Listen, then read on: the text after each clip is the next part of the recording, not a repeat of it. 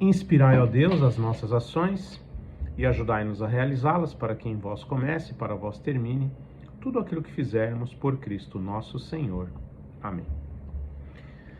Agora, no capítulo 5 do livro de Monsenhor Tihamer Todt, bispo húngaro, falando sobre a Igreja Católica, nós estamos no tema A Igreja de Cristo é Apostólica. E na primeira conferência, nós vimos por que nós entendemos que a única igreja que pode remontar até o tempo dos apóstolos verdadeiramente, diante dos fatos, da história, dos seus personagens, dos seus escritos, é a Igreja Católica Apostólica Romana.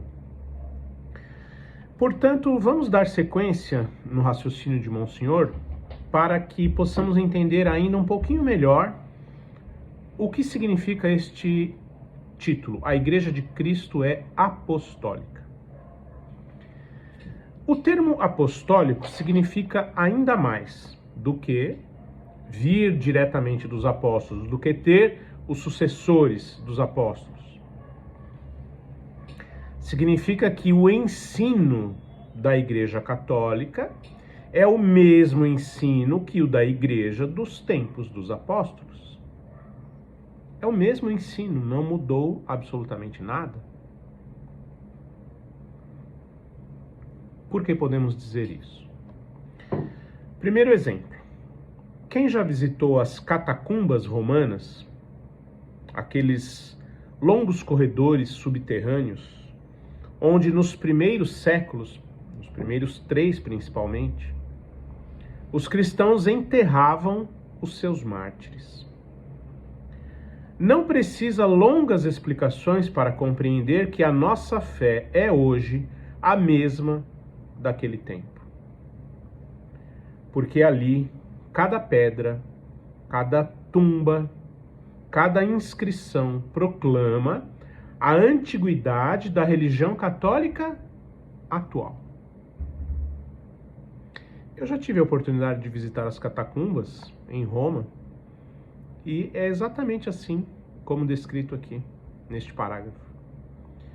Você desce umas escadarias, é um lugar muito frio, você tem que colocar uma roupa bem de frio de inverno. Em Roma pode estar o sol de 30 graus, 35 graus. Desceu as catacumbas, é um frio. E aí o que acontece? Lá você vai andando e você vê os túmulos dos mártires. Você vê desenhos nas paredes, você vê cruzes, você vê imagens dos santos desenhadas. Você vê os túmulos, os ossos das pessoas estão lá ainda. Quem eram essas pessoas? Eram os primeiros mártires cristãos. Católicos, todos católicos, nos primeiros 300 anos da Igreja. A Igreja dos Mártires. Agora ele cita São Paulo. Não temos que temer ante estas severas palavras de São Paulo, conforme Gálatas, capítulo 1, versículo 8. Quando nós mesmos, ou um anjo vindo do céu, vos anunciasse outro evangelho, que não o que havemos anunciado, seja anátema, ou seja, excomungado, seja considerado fora da igreja. Porque o que é que prega ainda hoje a Igreja Católica? Prega o que está no símbolo dos apóstolos, ou no credo dos apóstolos, no credo apostólico, que em cada Santa Missa, todo santo dia, em tantos lugares ao redor do mundo, todos os católicos dizem a mesma fórmula, o mesmo credo, o mesmo símbolo dos apóstolos. E a igreja primitiva pregava a mesma coisa. Efetivamente, trata-se da doutrina dos evangelhos escritos pelos apóstolos de Cristo. O ensino atual da igreja é essencialmente o mesmo que o da igreja dos tempos apostólicos. O que nele achamos a mais, o que não estava na igreja primitiva, por exemplo, a síntese ou o resumo sistemático do dogma ou da crença, os ritos, os exercícios de devoção, tudo isso é o resultado de um desenvolvimento natural. Não é uma falsificação, por menor que seja, do cristianismo primitivo. O exemplo da natureza, tal como um carvalho frondoso e centenário, não é a falsificação, mas o desenvolvimento natural de uma pequena plantinha lançada na terra há 100 anos atrás. Com efeito, o próprio nosso Senhor o anunciara, dizendo que o grãozinho de mostarda se tornaria uma grande árvore, debaixo da qual folgariam e repousariam as aves do céu, isto é, os povos da terra. Essa parábola de Nosso Senhor se aplica perfeitamente à igreja dele, à igreja católica. Começou bem pequenininha, cresceu, se tornou essa árvore gigante que vemos hoje. Enquanto tudo muda em redor de nós, enquanto tudo vacila, com uma imutabilidade imponente, a Igreja Católica e Apostólica conserva-se sem alteração, nem modificação à doutrina original de Cristo. E é exatamente isso que nós poderíamos esperar da verdadeira Igreja de Nosso Senhor. Dava, pois, resposta exata, ele faz aqui um breve exemplo, uma breve citação. Dava, pois, resposta exata àquela senhora que se convertera ao catolicismo. Ela não era católica, se tornou católica. E a quem uma amiga dizia para lhe provocar: eu, por mim, quero morrer na fé de meus pais. Os pais protestantes, enfim. E a senhora disse: e eu na fé dos meus antepassados. Porque se os seus pais conservaram a fé dos pais deles, eles seriam católicos até hoje. Esse é o ponto. Na nossa família, nós tivemos os melhores pais do mundo. Eu e meus 2 irmãos somos gratíssimos aos nossos pais. Pessoas maravilhosas, nos ensinaram, nos deram tudo que temos. Os amamos muito, os 2 são falecidos. Mas, infelizmente, nesse ponto, são meus pais, mas eles nasceram católicos e deixaram de ser católicos, se tornaram testemunhas de Jeová.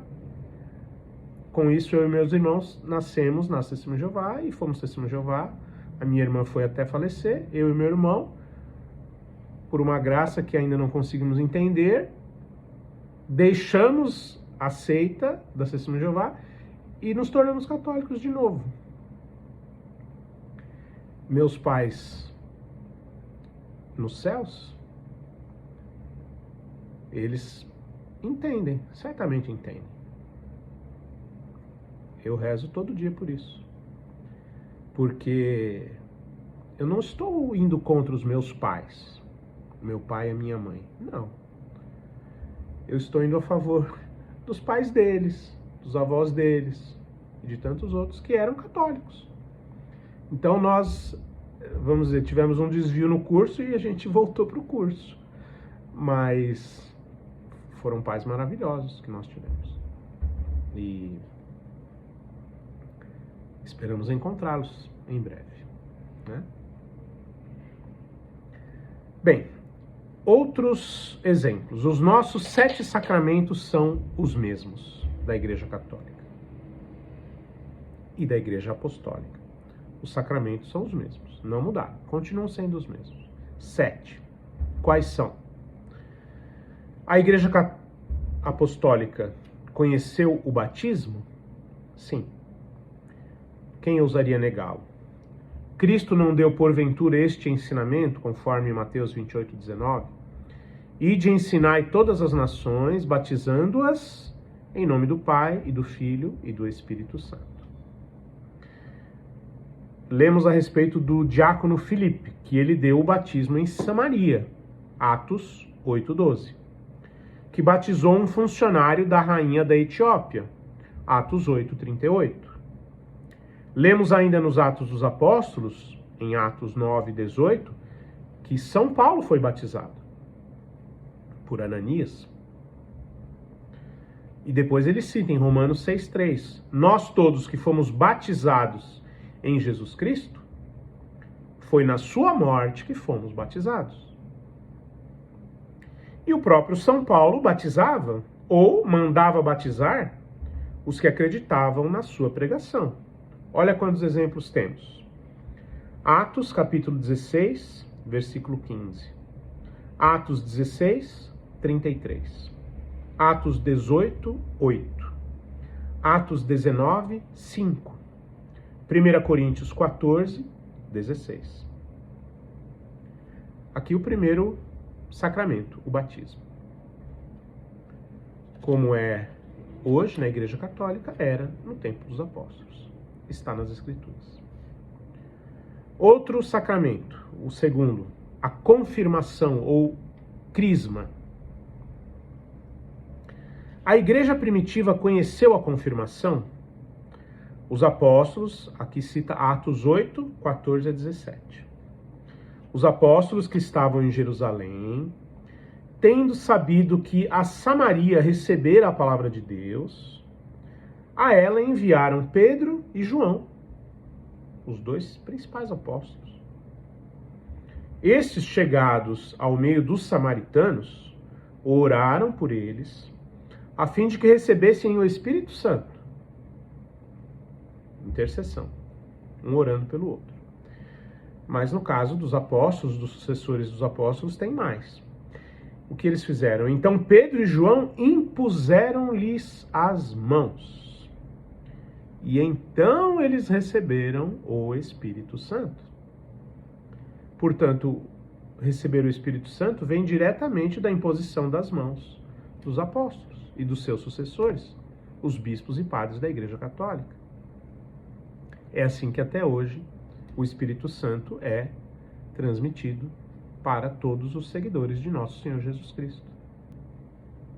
Já falamos de dois sacramentos dos apóstolos, primeiro o batismo, depois o crisma, ou a confirmação.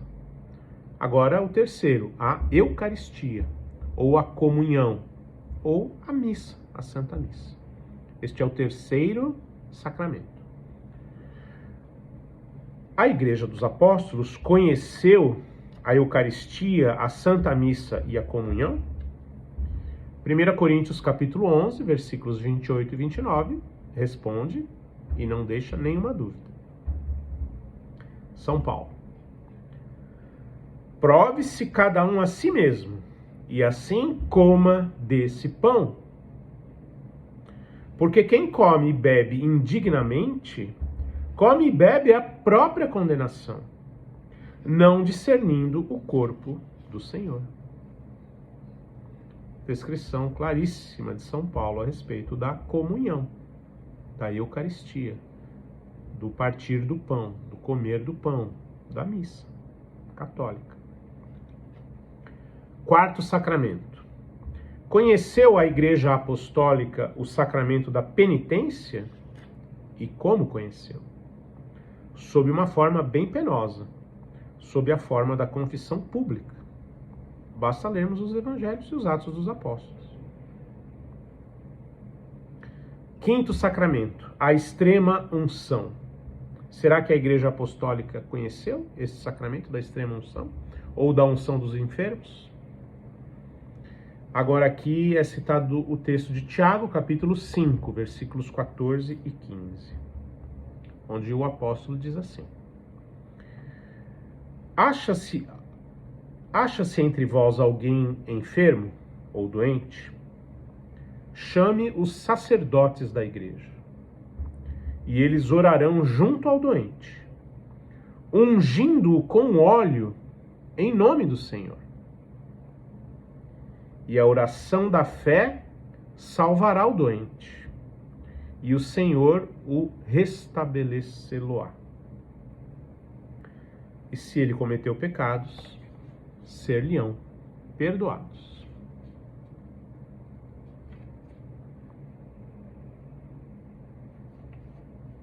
Não fala simplesmente de curar uma doença, fala de perdão de pecados, dado através dos sacerdotes.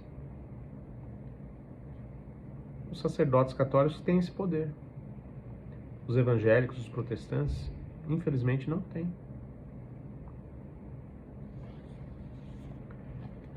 Sexto sacramento, sacramento da ordem. 2 Timóteo, capítulo 1, versículo 6. O que é a ordem? A ordenação dos padres, dos bispos. São Paulo disse assim a Timóteo, que era um bispo do primeiro século: reanima em ti a graça de Deus que recebeste pela imposição das minhas mãos. Então, um apóstolo, São Paulo, poderia falar isso a um bispo. Somente ele. Então, o sacramento da ordem na Igreja Apostólica. Agora, o sétimo, o matrimônio. Conheceu o sacramento do matrimônio a Igreja Apostólica? São Paulo responde, Efésios capítulo 5, versículos 31 e 32. O homem deixará seu pai e sua mãe para ligar-se à sua mulher, e de dois se tornarão eles uma só carne. Este mistério é grande. Então, eis aí o que significa a apostolicidade da Igreja. Quer dizer que ainda hoje os sacramentos são os mesmos que no tempo dos apóstolos. Exatamente os mesmos sacramentos. Para finalizar esta consideração, Monsenhor propõe ainda a seguinte pergunta: por que há necessidades de sacramentos e de intervenção da Igreja? Alguém poderia perguntar. Por que não posso entrar em comunicação com Deus sem intermediário, diretamente? Uma boa pergunta, e ela é muito pertinente para os protestantes e evangélicos de forma geral. Porque não é a nós, mas a Deus, que pertence regular como Ele quer entrar em comunicação conosco. Então quem manda? Deus. Quem obedece? Nós, aqueles que têm juízo. Manda quem pode, obedece quem tem juízo. É um ditado popular e bem real, e se aplica muito bem no caso de Deus. Então não somos nós que devemos dizer como deve ser a comunicação, mas é Deus. Cristo encarnou-se uma única vez. O Espírito Santo desceu uma única vez, sob forma visível, sobre os apóstolos. Por isso, quem quiser viver agora em união com Cristo, com o Espírito Santo, deve juntar-se àqueles que viram a Cristo e receberam o Espírito Santo. Poder-se-ia do mesmo modo perguntar por que é que Deus não nos dá imediatamente a vida eterna. Deus só criou diretamente o primeiro casal humano. Para dar a vida aos outros homens, pede ele a colaboração dos pais. Assim também Cristo e o Espírito Santo só se revelaram diretamente uma única vez, aos apóstolos. E os demais homens só têm comunicação com eles, com Deus, com Cristo, com o Espírito Santo, pelos apóstolos. É assim que funciona. Foi assim que Deus estabeleceu, foi assim que Deus instituiu. Cristo deu aos apóstolos diversos poderes, e ninguém os recebe, senão aqueles a quem os apóstolos os transmitem. Só pode, pois, ser a verdadeira Igreja de Cristo, a Igreja que recebeu pelos apóstolos o contato com Deus, com Cristo e a força do Espírito Santo. A apostolicidade da Igreja assegura a continuidade histórica da união em Cristo, de maneira que a nossa igreja, no seu desenvolvimento pacífico e orgânico, pode aurir constantemente em Cristo uma seiva vivificante. Ou seja, a Igreja Católica, Apostólica, ela consegue absorver de nosso Senhor Jesus Cristo o Espírito Santo, que ele disse que só enviaria depois que ele fosse embora. Os apóstolos ficaram tristes quando nosso Senhor disse: olha, eu vou embora.